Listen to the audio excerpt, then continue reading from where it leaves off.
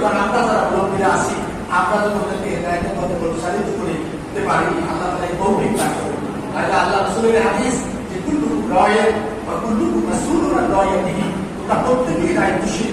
আর তোমার দায়িত্ব ব্যাপারে আল্লাহ জিজ্ঞাসা করবে, আমাকে জিজ্ঞাসা করবে না বাংলাদেশ কেমন চলছে, কারণ আমি বাংলাদেশের প্রধানমন্ত্রী না, আমি বাংলাদেশের প্রেসিডেন্ট না, আমাকে বাংলাদেশ সম্পর্কে জিজ্ঞাসা করবে না। যতটুকু আমার দায়িত্বে ততটুকু আমাকে জবাব দিতে হবে।